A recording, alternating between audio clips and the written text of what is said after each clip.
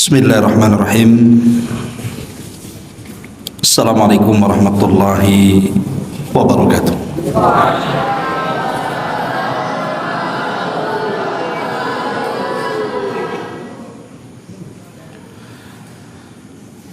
Alhamdulillah, wassalatu wassalamu ala rasulillah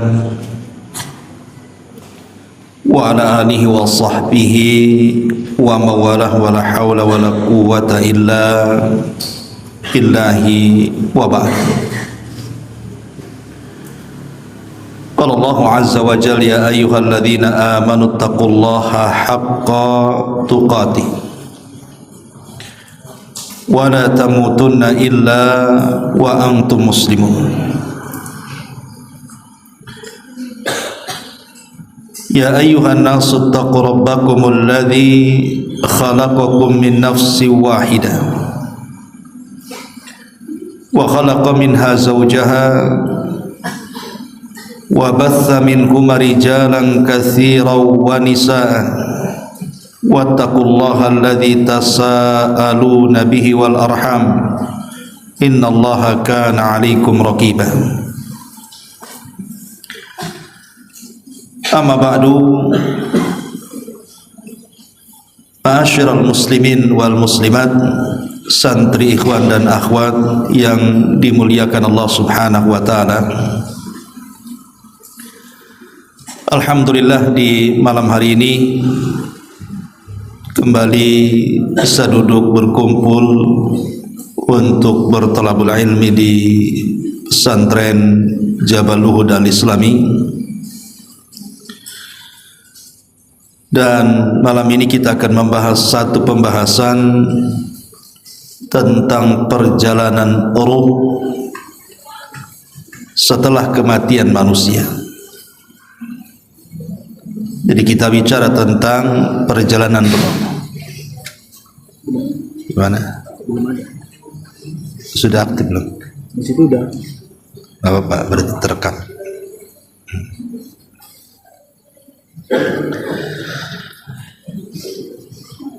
Jadi pembahasan di malam hari ini kita akan membahas tentang perjalanan ruh setelah kematian.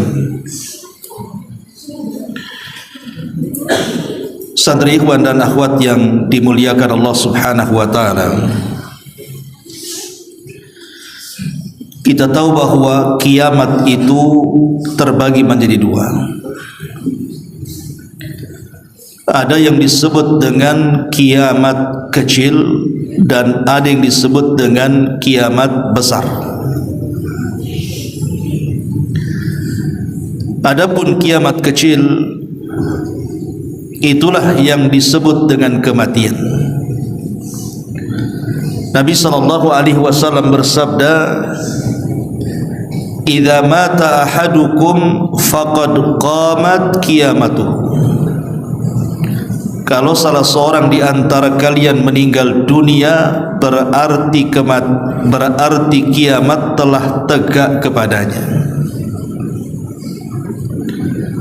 Itulah kiamat kecil. Tapi di sana ada kiamat besar.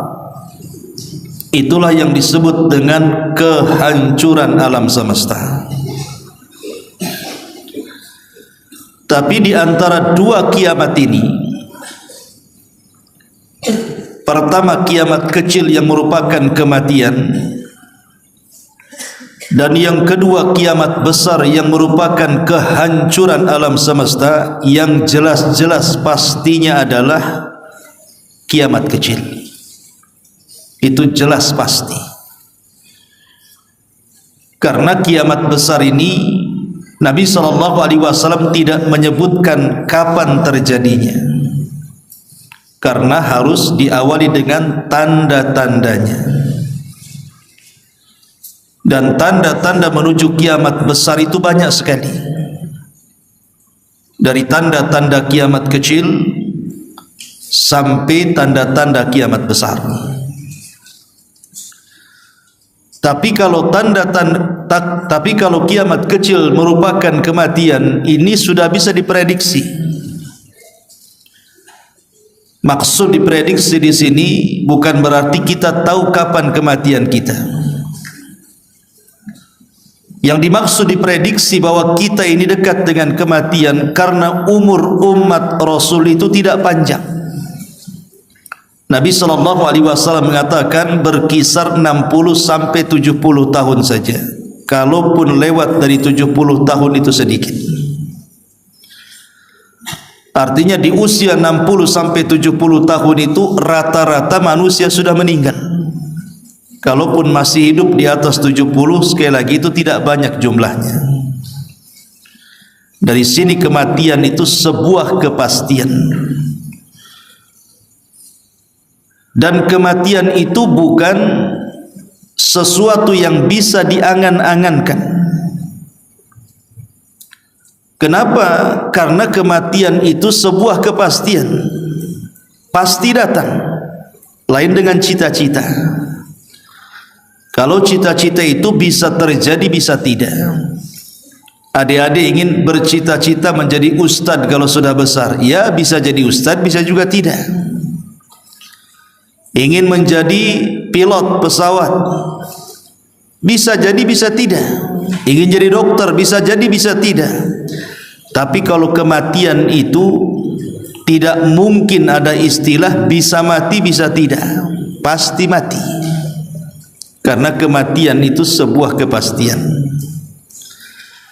Nah, di malam hari ini kita akan membahas satu hadis yang panjang yang menceritakan tentang perjalanan kematian. Dan kita akan bahas kalimat per kalimat hadis ini, karena hadis ini menjelaskan tentang tema yang kita akan bahas, perjalanan ruh setelah keluar dari jasad. Ma'asyiral muslimin wal muslimat, santri ikhwan dan akhwat yang dimuliakan Allah Subhanahu wa taala. Dulu Ustadz punya kawan. Kawan ini Masya Allah, dia rajin olahraga. Jadi hampir setiap hari dia olahraga. Bahkan terkadang juga selalu fitness, sehingga badannya kekar, badannya keras dan juga sehat. Tetapi qadar Allah, tiba-tiba dia mengalami sakit di kepalanya, kemudian tumbang. Rupanya keesokan harinya ruhnya sudah dicabut oleh Allah Subhanahu wa taala. Dari sini kita tahu bahwa nampaknya ada orang yang sehat badannya, kuat juga fisiknya, bahkan boleh jadi jarang sakit dalam kehidupannya. Tapi kalau sudah datang ajalnya, maka tidak ada yang bisa menghentikan malakul maut untuk mencabut ruhnya. Karena kematian itu mendatangi siapa saja. Ada hadis yang panjang namanya hadis Bara ibn Azib radhiyallahu an. Hadis Bara ibn Azib radhiyallahu an. Hadis ini dikeluarkan oleh Imam Ahmad dan dihasankan oleh Syekh Abdul Muhsin Al-Abbad hafizahullah taala.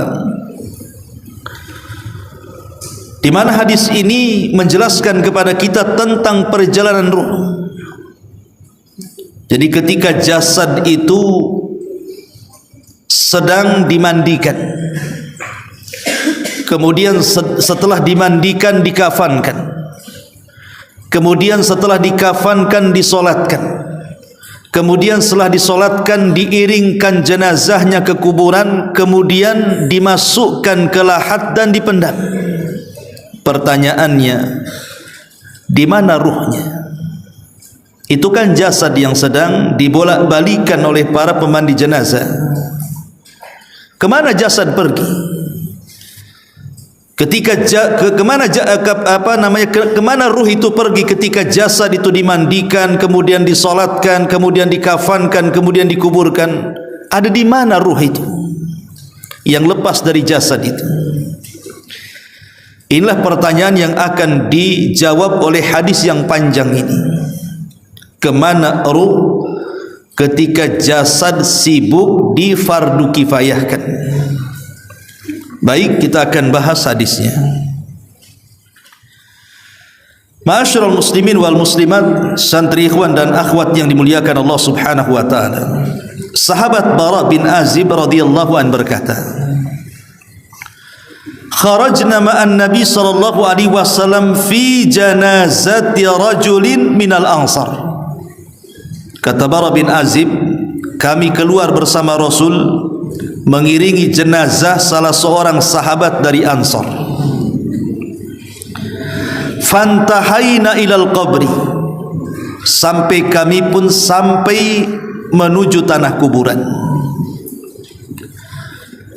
Walamma yulhadu, ketika liang lahat sedang digali, fajalasa Rasulullah sallallahu alaihi wasallam wa jalasna haulahu, maka Nabi sallallahu alaihi wasallam pun kemudian duduk dan kami pun duduk mengitari Nabi. Ka'anna alayya ru'usina at-tayra, seolah-olah di kepala kami itu ada burung gagak hitam yang bertengger. Artinya kami betul-betul menghayati apa yang akan dibicarakan Rasul. Wa fi yadihi 'udun yankuthu fil ardi, dan di tangan Nabi sallallahu alaihi wasallam beliau membawa ud. Ud itu artinya semacam kayu yang dipukul-pukulkan ke bumi. Farafa ra'sahu, tiba-tiba Rasul mengangkat kepalanya. Faqala, maka dia mengatakan, ista'idzu billahi min adzabil qabri, berlindunglah kalian kepada Allah dari azab kubur. Rasul mengulang-ulang kalimat ini 2-3 kali. Thumma qala, kemudian Rasul bersabda, innal abdal mu'min idza kana fi inqita'in minad dunya wa iqbalin minal akhirah, apabila seorang mukmin ketika dia mulai meninggalkan dunia dan mengarah ke akhirat, nazala ilaihi malaikatun minas sama, maka akan turun dari langit malaikat-malaikat yang mendekat kepadanya. Bidul wujuh, malaikat ini memiliki wajah yang sangat-sangat putih. Ka'anna wujuhahumus syams, seolah-olah di wajah mereka ada matahari. Ma'ahum kafanun min akfanil jannah, malaikat-malaikat ini membawa kafan dari kafan-kafan sorga.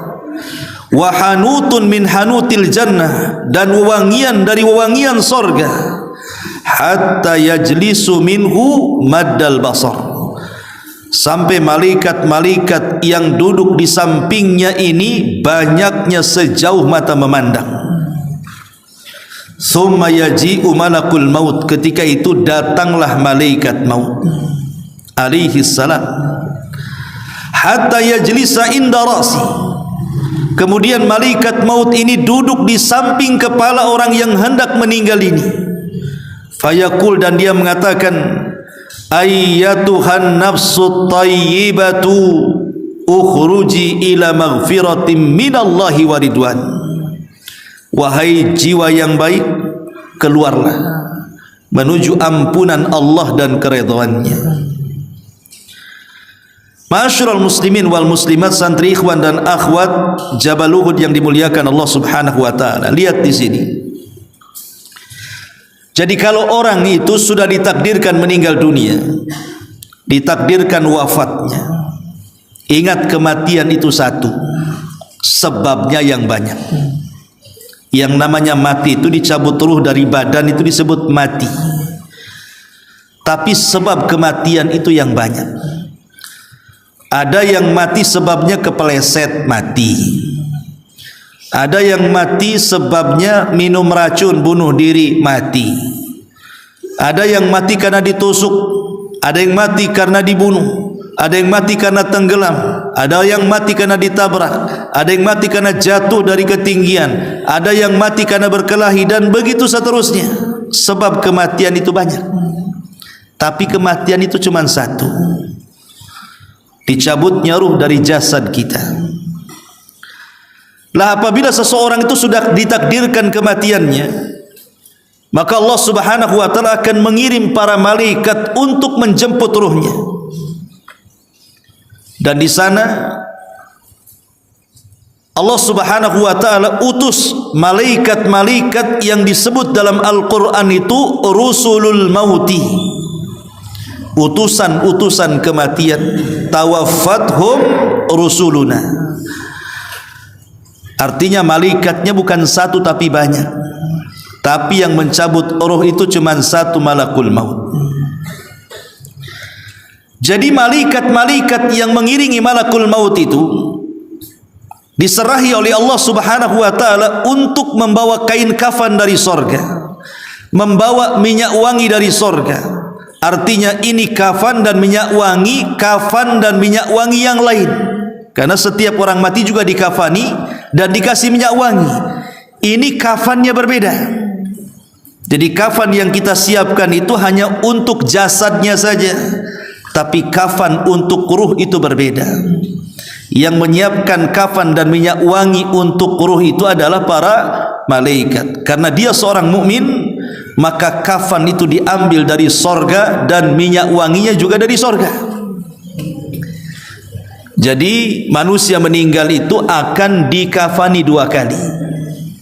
Pertama jasadnya, dan itu oleh kita sebagai yang melakukan fardu kifayah. Yang kedua ruhnya, dan ruh itu yang mengkafani para malaikat. Dari mana kafannya? Dari sorga plus dengan wangi-wangiannya. Lah ketika kemudian ajalnya sudah dekat, maka malaikat-malaikat ini akan duduk di samping kepala orang yang akan meninggal ini, karena ruh itu dicabut dari mulutnya.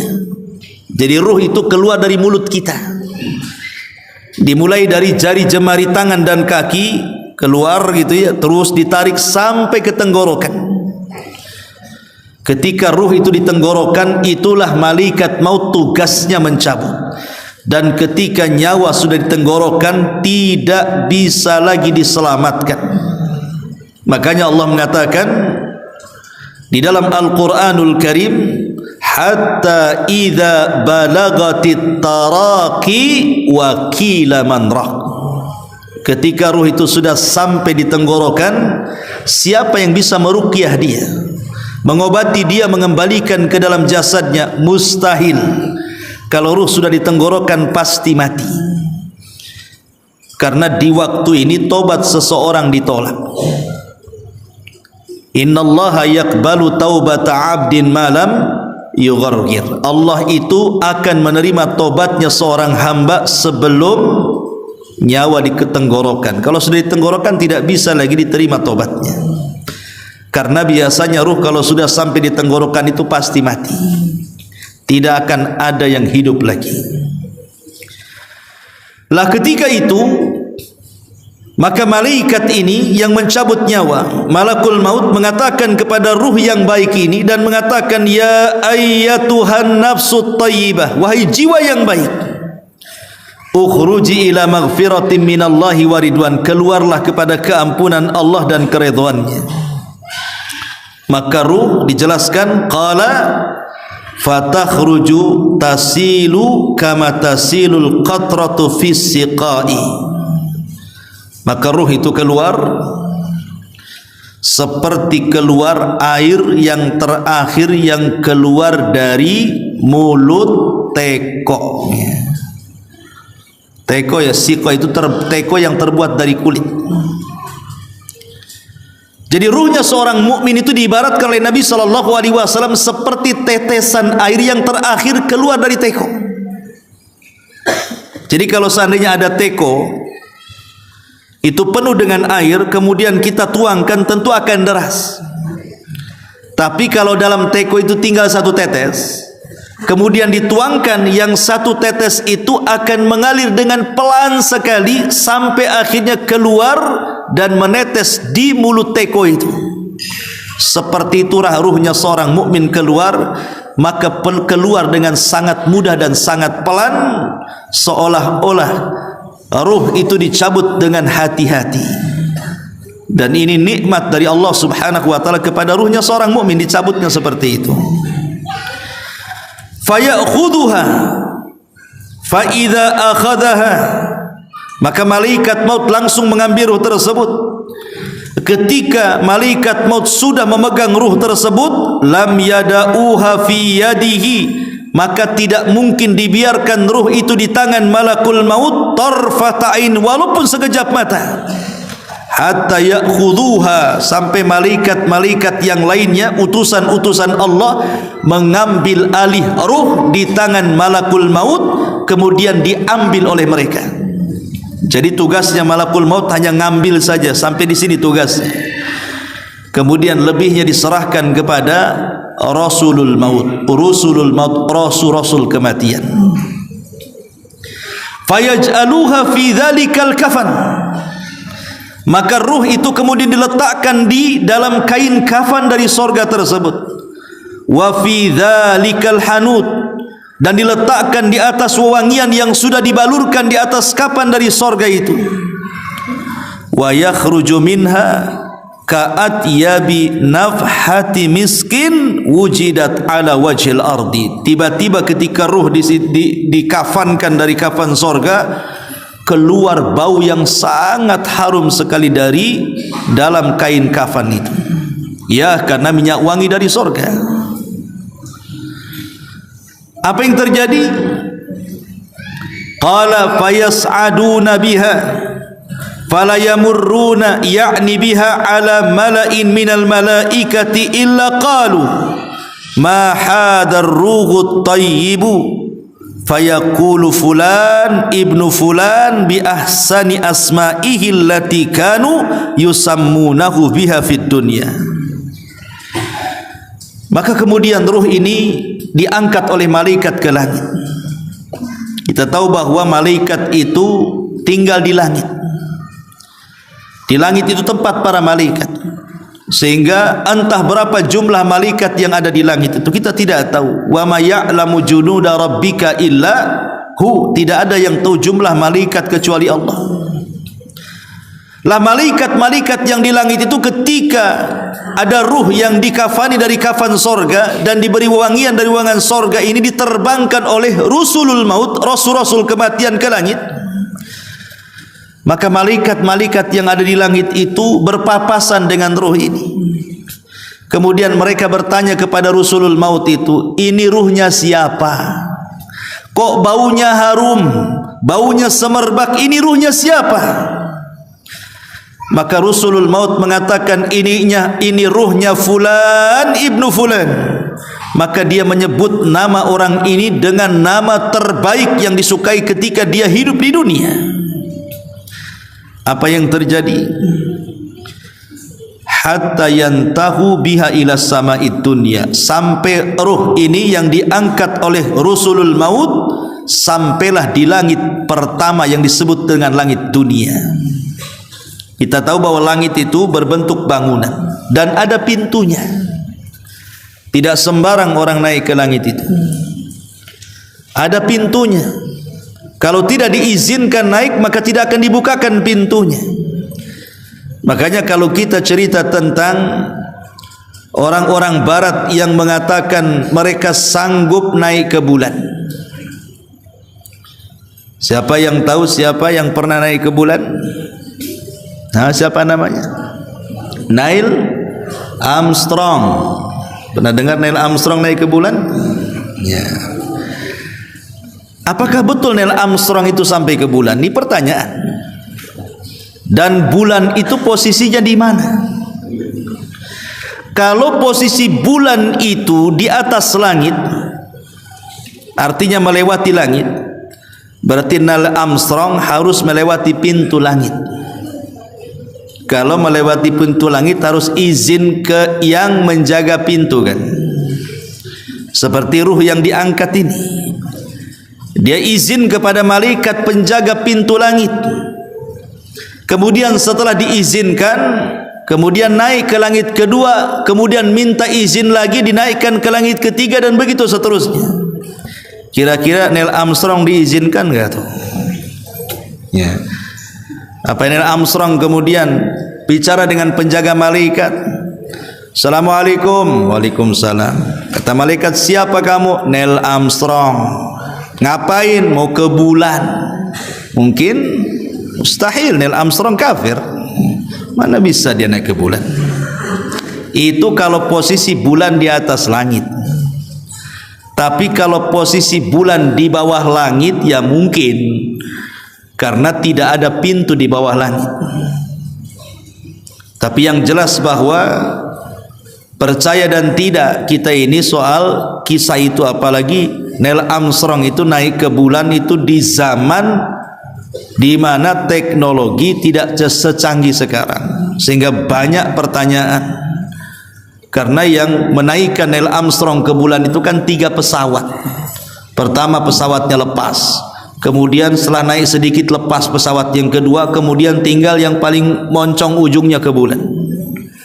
Pertanyaannya, ada bandara di bulan? Di bandara mana dia di bulan? Macam mana dia mendaratnya? Pertanyaannya lagi, macam mana dia baliknya? Ada yang jual pom bensin di situ kalau kehabisan bensin? Ya. Jadi banyak pertanyaan.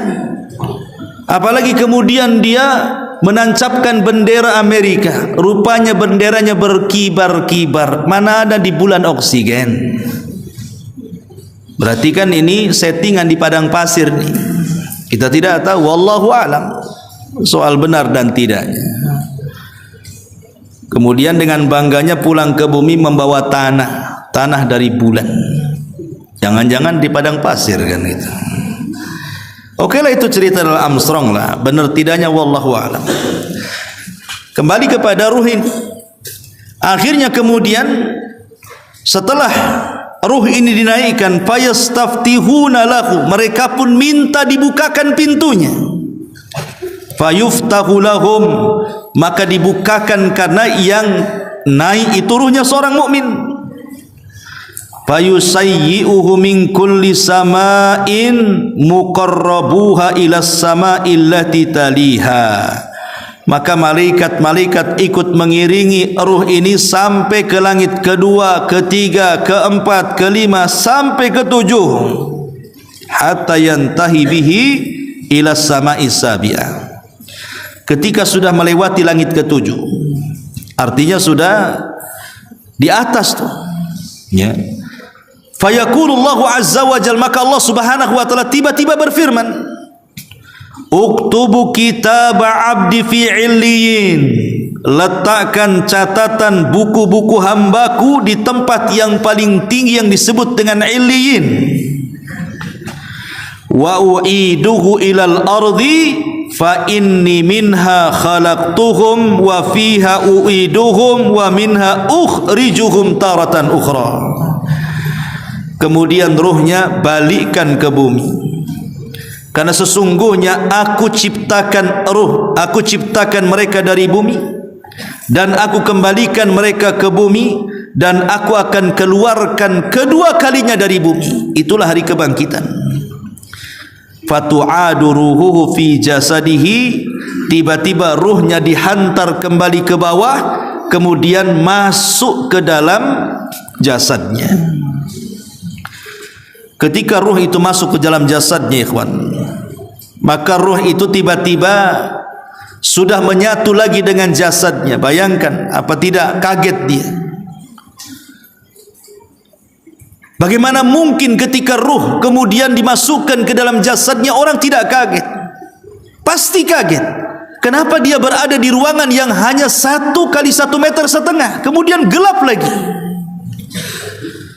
Yang boleh jadi ketika sebelum matinya dia berada di rumah sakit, banyak orang di sekitarnya, atau mungkin ada di rumah sedang berbaring, banyak orang yang menunggunya, atau mungkin dia sedang berada di jalan, ramai orang melihatnya. Tiba-tiba ketika ruh keluar dan dikembalikan ke dalam jasadnya, dia berada di ruangan yang sangat sempit, 1 kali 1,5 meter, dan gelap lagi. Kemudian dia sempat mendengar suara sandal-sandal yang mengantarnya.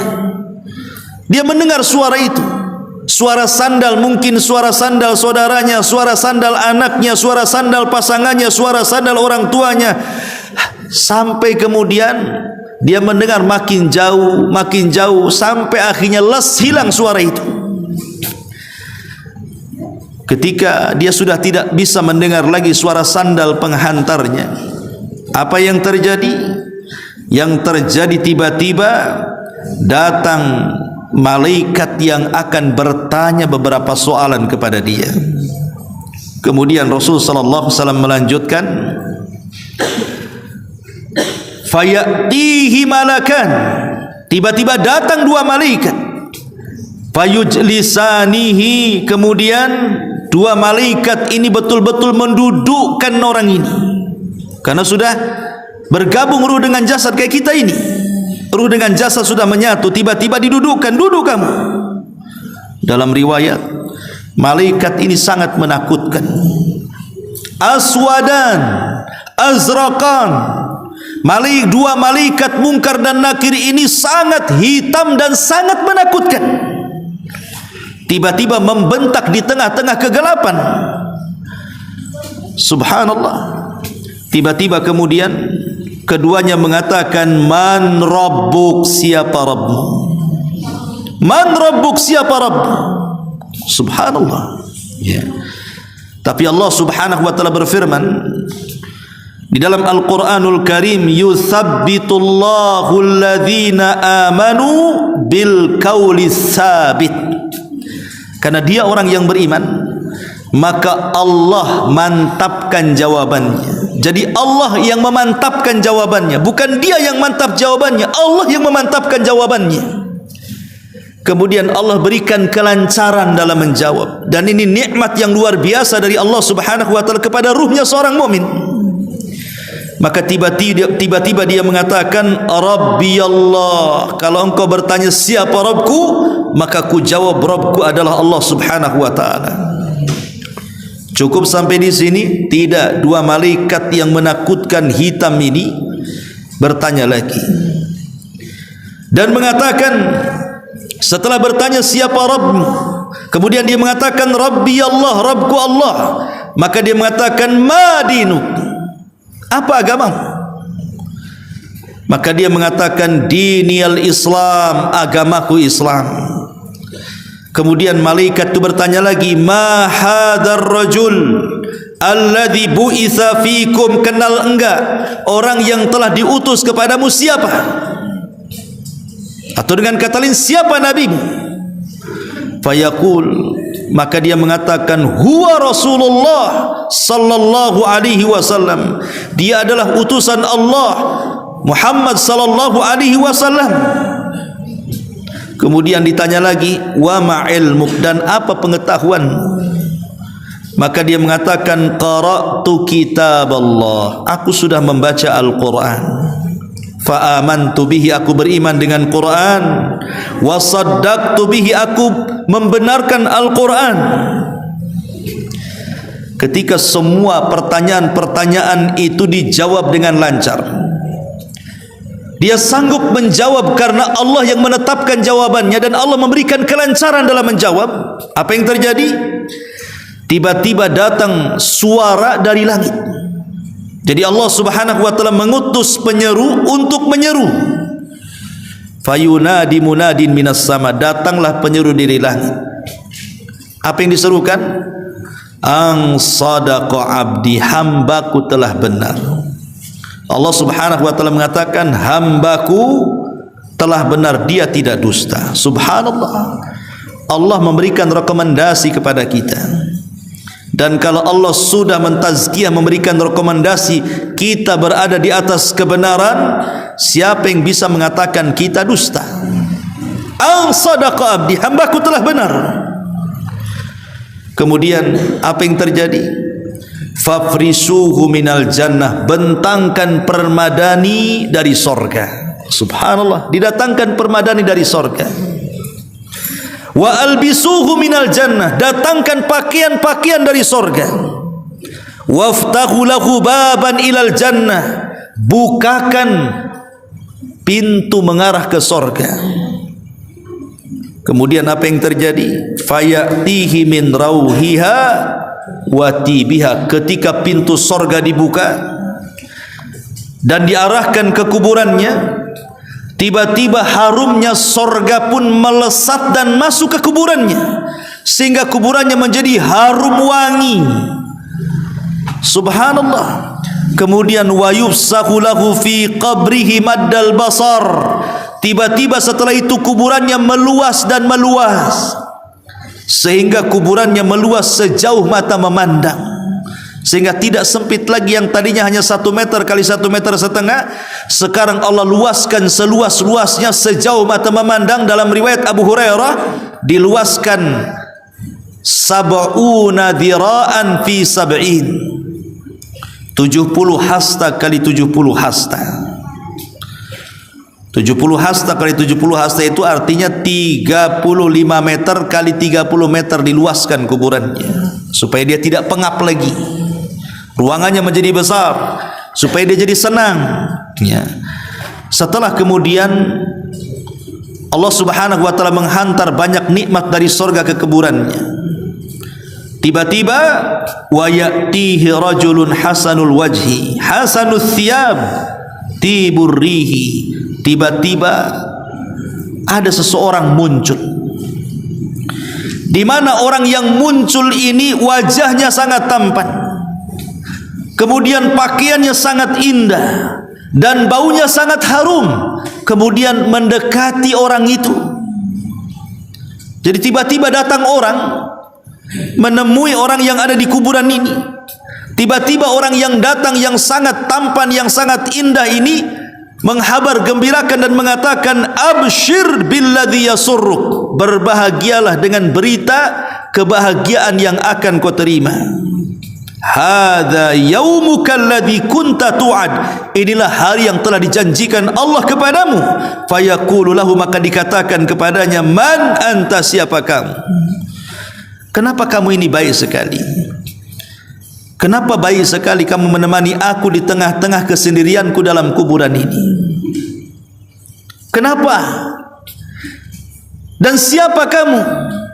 Tiba-tiba dia mengatakan, kamu tidak perlu tahu siapa saya. Nim naumatal arus, sebaiknya kau tidur seperti layaknya tidur pengantin.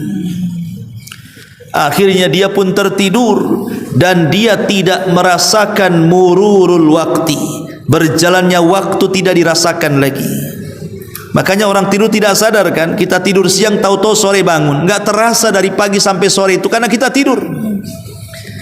Jadi orang-orang yang beriman dalam kubur itu mereka tidak akan merasakan bimururil wakti, dengan berjalannya waktu.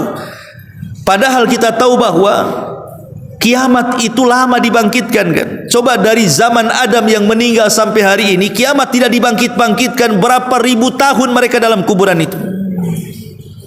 Atau seandainya hari ini ada orang meninggal, tentunya dari sekarang ke kiamat dibangkitkan, kita tidak tahu mau berapa ratus tahun lagi kiamat ini, mau berapa ribu tahun lagi kiamat. Siapa yang tahu? Hanya Allah yang tahu. Berarti orang yang di kuburan itu akan lama tinggalnya. Tapi orang-orang yang beriman, mereka la yash'uruna bimururil wakti, mereka tidak merasakan dengan perjalanan waktu. Mereka ditidurkan seperti tidurnya pengantin. Tapi setelah kemudian Allah Subhanahu wa taala perintahkan Israfil untuk meniup sangkakalanya, maka orang yang tampan, orang yang baik, orang yang indah, orang yang wangi ini tiba-tiba membangunkan, bangun, bangun, bangun, kau udah lama tidur. Kemudian dia bangun. Kemudian dia mengatakan, kamu ini siapa? Kok baik sekali menemani aku dalam tidurku, menjaga aku dalam tidurku. Tiba-tiba orang ini mengatakan, ana amaluka saleh, sayalah amal salehmu, sayalah solatmu, sayalah puasamu, sayalah birrul walidainmu, sayalah zikirmu, sayalah sedekahmu, sayalah berbuat kebaikanmu, saya amal salehmu. Jadi Allah jelmakan amal soleh seperti manusia, kemudian menjadi teman kita dalam kubur kita. Subhanallah. Maka perbanyak amal soleh. Ma'asyiral muslimin yang dimuliakan Allah Subhanahu wa taala, santri, ikhwan dan akhwat, pondok pesantren Jabal Uhud yang dimuliakan Allah Azza wa Jal.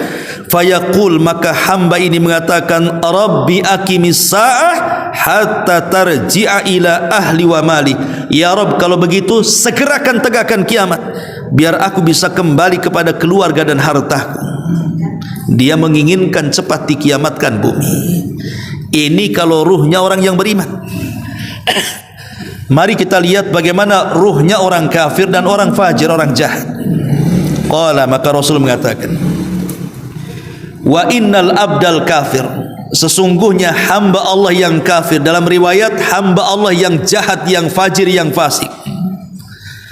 Idza kana fi inqita'in minad dunya wa iqbalin minal akhirah, apabila dia hendak melepas dunia dan menuju akhirat, nazala ilaihi minas sama malaikatun sudul wujuh ma'ahum masuhun fayajlisuna minhum maddal basar. Maka akan didatangi malaikat dari langit, wajahnya sangat menyeramkan, wajahnya sangat hitam, kemudian mendudukkan dia, kemudian dia pun duduk di samping kepalanya, dan banyaknya malaikat yang mendatangi dia sejauh mata memandang, saking banyaknya malaikat yang datang kepadanya. Dan sebagian malaikat yang datang membawa kain kafan dari neraka. Jadi ruhnya orang jahat, orang fajir, orang fasik, orang kafir, maka telah disediakan kain kafan dari neraka. Ya, di dunia mungkin dikafani dari kafan dari pasar, tapi ruhnya justru diletakkan dari kafan dari neraka. Bayangkan kafan neraka seperti apa tuh, panas dan baunya. Summa yaji'u malakul maut, tiba-tiba datang malaikat maut.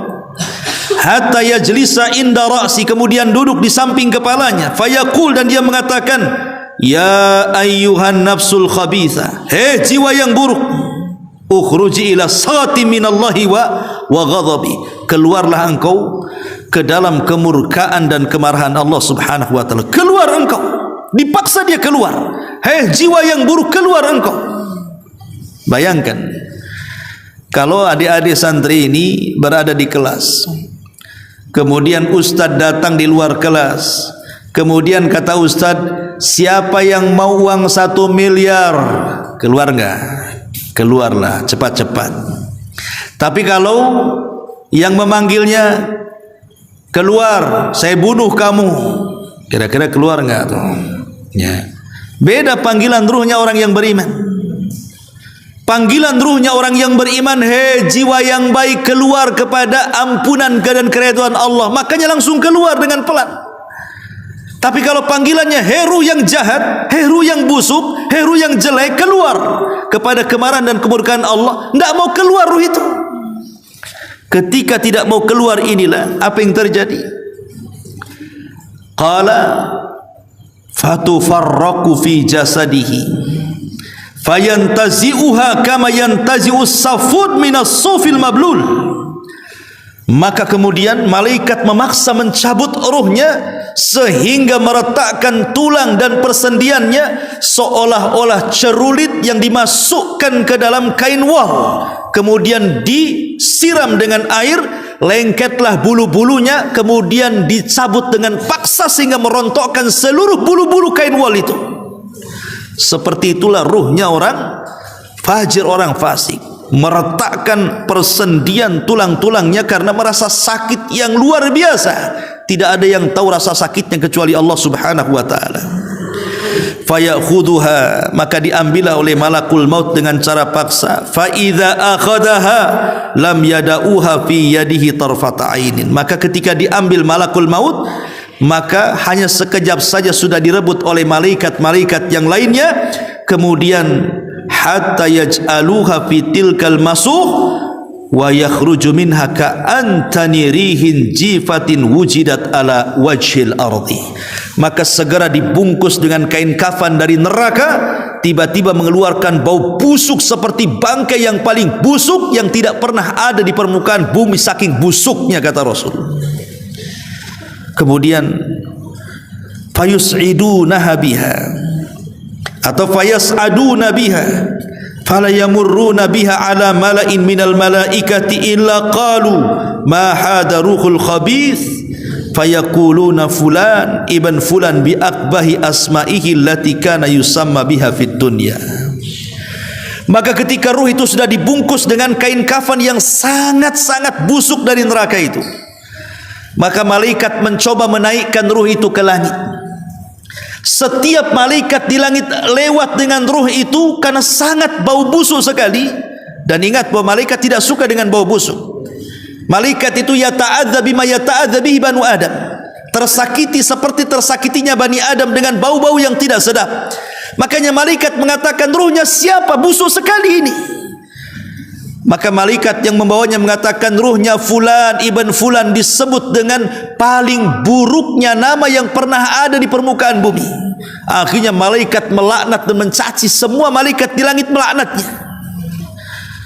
Kemudian malaikat yang membawa ruh ini hatta yantahiya bihi ila as-sama'id dunya. Maka ketika sudah sampai di langit pertama, langit dunia, fayastaftihu lahu, malaikat yang membawa ruh itu minta izin, tolong bukakan pintu. Tetapi apa yang terjadi? Fala yuftah lahu, sama sekali tidak dibukakan pintunya, tidak boleh naik ke langit.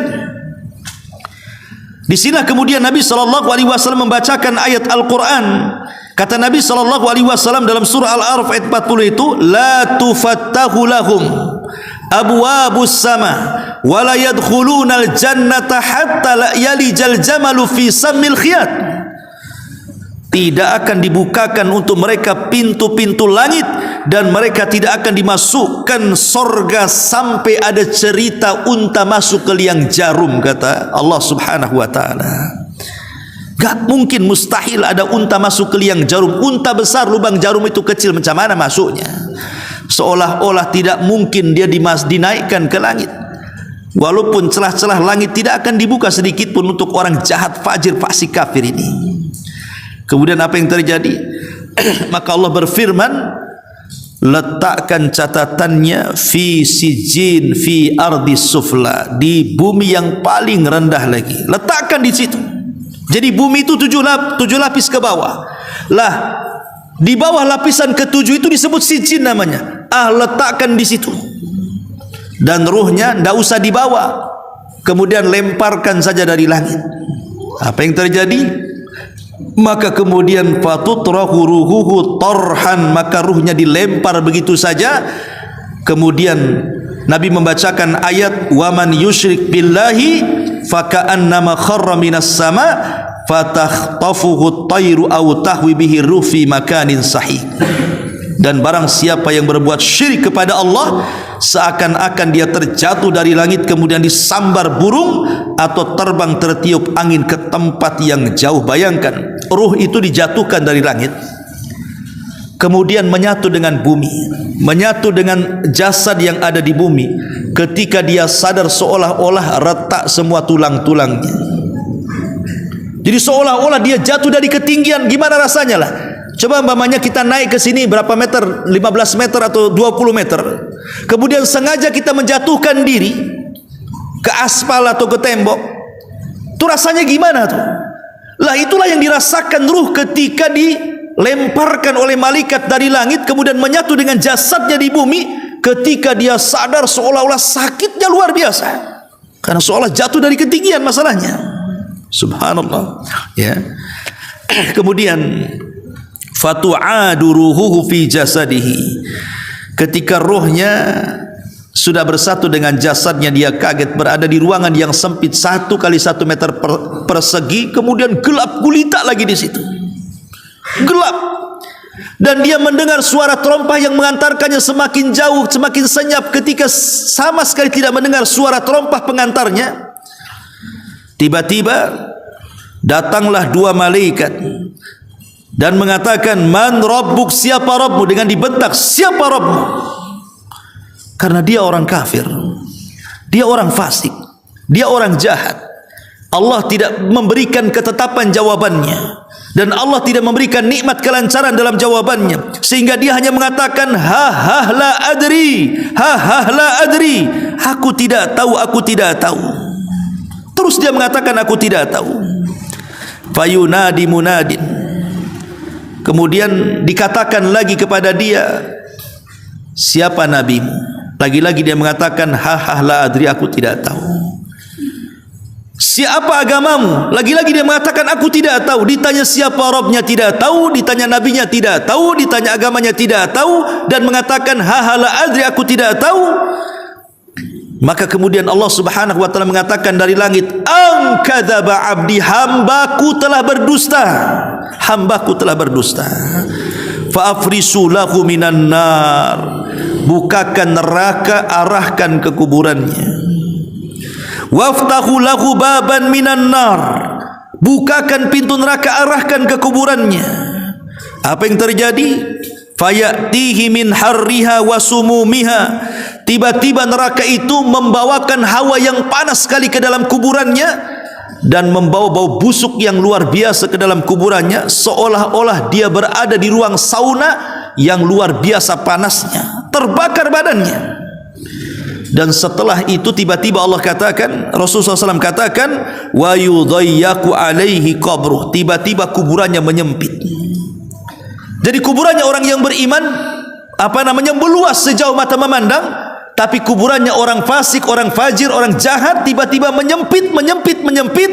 Kemudian terjadilah apa yang disebut dengan dhaghtatul qabri, himpitan kuburan. Betul-betul kuburan dihimpit kepada orang ini. Apa yang terjadi? Hatta takhtalifa fihi adlauhu, maka seluruh persendian dan tulang-tulangnya hancur remek karena himpitan kuburan itu. Wa ya'tihi rajulun qabi, setelah kejadian itu tiba-tiba datang seorang laki-laki yang sangat buruk rupanya, muntinuri, sangat busuk baunya. Kemudian dia mengatakan, abshir billadhi yasu'uk, bergembiralah dengan berita yang akan menyedihkanmu selamanya. Hadza yaumuka alladhi kunta tu'ad, inilah hari yang ditunggu-tunggu Allah untukmu. Kemudian dia pun menangis, tapi tidak ada yang bisa mendengar. Dia pun menyesal, tapi tidak guna penyesalan. Sampai Al-Quran mengatakan, dalam Al-Quran bagaimana penyesalan orang yang meninggal ini. Apa kata orang yang dalam kuburan? Dia mengatakan, laula akhartani ila ajalin qarib fa asaddaqa wa akum minas salihin. Ya Rabb, kalau aku punya waktu sesaat, kembalikanlah aku ke bumi, biar aku bisa bersedekah, biar aku bisa beramal saleh. Tapi Allah mengatakan tidak. Kalla innaha kalimatun huwa qailuha. Ketika dia mengatakan qala rabbirji'uni la'alli a'malu salihan fima tarak, kalla innaha kalimatun huwa qailuha wa min waraihi barzahun ila yaumi yub'atsun. Ketika dia mengatakan kembalikan aku ya Rabb, kembalikan aku ya Rabb ke bumi, kata Allah tidak mungkin, itu kata-kata dongeng kamu saja. Mustahil orang mati dikembalikan, karena sudah ada barzah, dinding yang memisahkan alammu dengan alam dunia, kata Allah. Maka ketika itu orang ini terus mencambuk, yang disebutkan dalam riwayat dia membawa gada, orang yang jelek rupa ini di tangannya membawa gada yang kalau dipukulkan di gunung Uhud itu amburadul dan hancur gunung Uhud itu. Bagaimana kalau dipukulkan di kepala orang ini? Kalau gunung saja bisa hancur, maka kemudian kepala orang bisa hancur. Maka orang ini bertanya, man anta, siapa kamu, kau datang menyiksa aku?